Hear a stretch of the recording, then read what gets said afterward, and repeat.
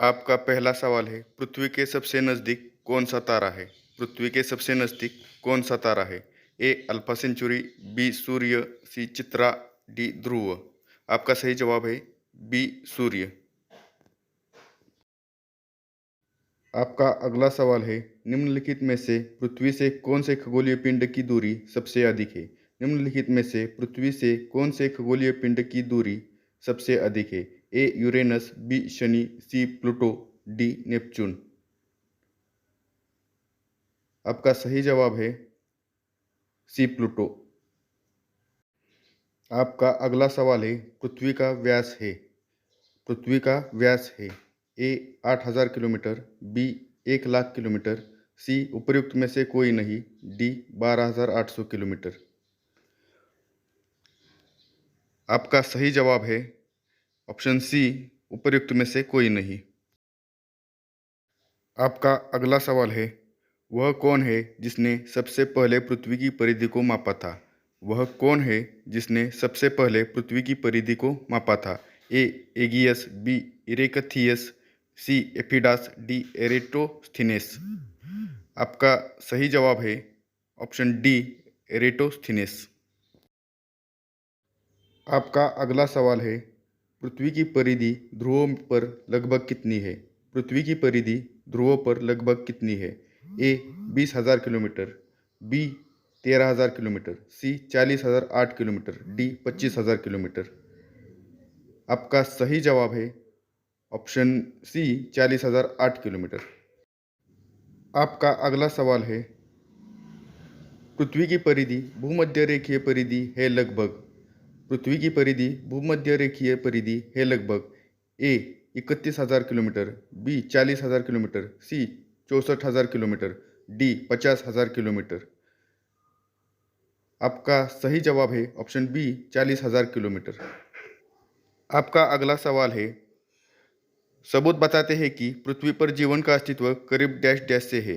सबूत बताते हैं कि पृथ्वी पर जीवन का अस्तित्व करीब डैश डैश से है। ए 35 मिलियन वर्ष, बी 3.5 मिलियन वर्ष, सी 3.5 बिलियन वर्ष, डी 35 बिलियन वर्ष। आपका सही जवाब है ऑप्शन सी 3.5 बिलियन वर्ष। आपका अगला सवाल है, पृथ्वी तल की आयु लगभग कितनी पुरानी मानी जाती है? पृथ्वी तल की आयु लगभग कितनी पुरानी मानी जाती है? ए 300 बिलियन वर्ष, बी 4.6 बिलियन वर्ष, सी 100 बिलियन वर्ष, डी 150 बिलियन वर्ष। आपका सही जवाब है ऑप्शन बी 4.6 बिलियन वर्ष। आपका अगला सवाल है, पृथ्वी कितनी पुरानी है, इसका निर्धारण किस प्रकार किया जाता है? पृथ्वी कितनी पुरानी है, इसका निर्धारण किस प्रकार किया जाता है? ए रेडियोमेट्रिक काल निर्धारण, बी भूवैज्ञानिक समय मान, सी जीवाश्मन पद्धति, डी गुरुत्वाकर्षण पद्धति। आपका सही जवाब है ऑप्शन ए रेडियोमेट्रिक काल निर्धारण। आपका अगला सवाल है, निम्न विद्वानों में से किस एक ने सुझाव दिया है कि पृथ्वी की उत्पत्ति गैसों और धूलकणों से हुई है? निम्न विद्वानों में से किस एक ने सुझाव दिया है कि पृथ्वी की उत्पत्ति गैसों और धूलकणों से हुई है? ए जेम्स जीन्स, बी एच अल्वेन, सी ओ श्मिट, डी एफ हॉयल। आपका सही जवाब है ऑप्शन सी ओ श्मिट। आपका अगला सवाल है, पृथ्वी ग्रह की संरचना में प्रावर के नीचे का रोड निम्नलिखित में से किस एक से बना है? पृथ्वी ग्रह की संरचना में प्रावर के नीचे का रोड निम्नलिखित में से किस एक से बना है? ए एल्यूमिनियम, बी रोमियम, सी सिलिकॉन, डी लोहे से। आपका सही जवाब है ऑप्शन डी लोहे से। आपका अगला सवाल है, पृथ्वी द्वारा सौर ऊर्जा प्राप्त करने की विधि कौन सी है? ए विकिरण, बी चालन, सी अपवर्तन, डी संवहन। पृथ्वी द्वारा सौर ऊर्जा प्राप्त करने की विधि कौन सी है? आपका सही जवाब है ऑप्शन ए विकिरण।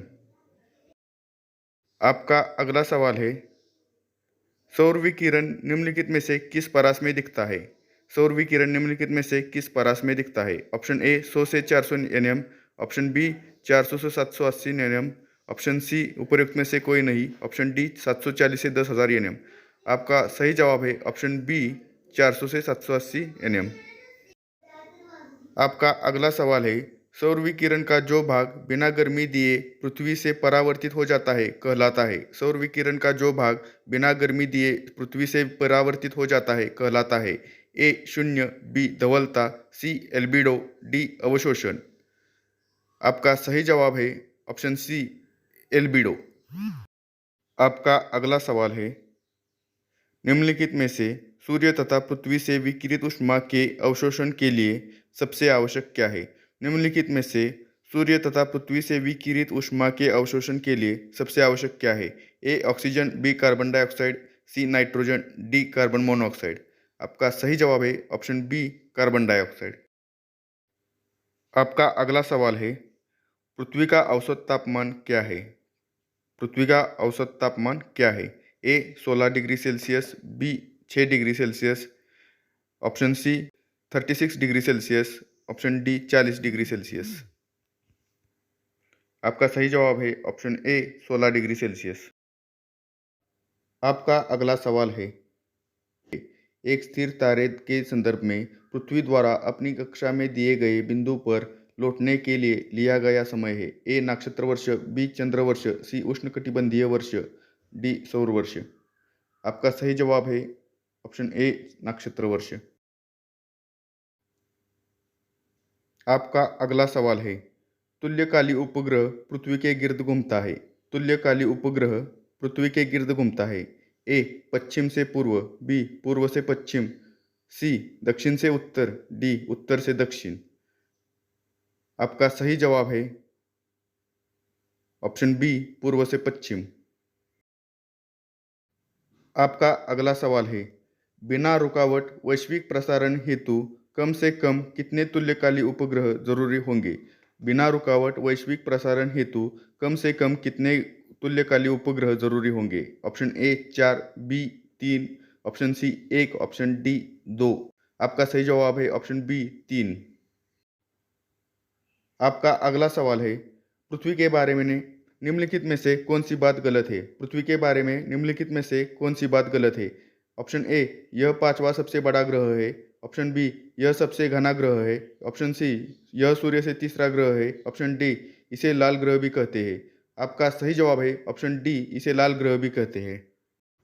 आपका अगला सवाल है, पृथ्वी घंटे की अवधारणा कब और कहाँ शुरू हुई? पृथ्वी घंटे की अवधारणा कब और कहाँ शुरू हुई? ऑप्शन ए मई 2009 में कोलंबो श्रीलंका में, ऑप्शन बी जून 2007 में क्राइस्टचर्च न्यूजीलैंड में, ऑप्शन सी मार्च 2007 में सिडनी ऑस्ट्रेलिया में, ऑप्शन डी अप्रैल 2008 में टोक्यो जापान में। आपका सही जवाब है ऑप्शन सी मार्च 2007 में सिडनी ऑस्ट्रेलिया में।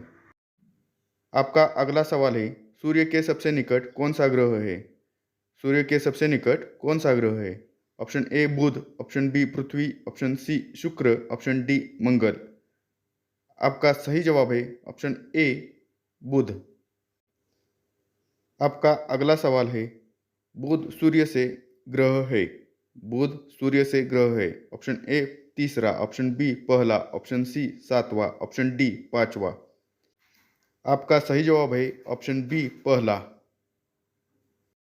आपका अगला सवाल है, सौर परिवार का सबसे छोटा ग्रह कौन सा है? सौर परिवार का सबसे छोटा ग्रह कौन सा है? Option A Pluto, option B मंगल, ऑप्शन सी बुध, ऑप्शन डी शुक्र। आपका सही जवाब है ऑप्शन सी बुध। आपका अगला सवाल है, बुध ग्रह के उपग्रहों की संख्या है। बुध ग्रहों के उपग्रहों की संख्या है। Option A 1, option B 0, option C 16, option D 2।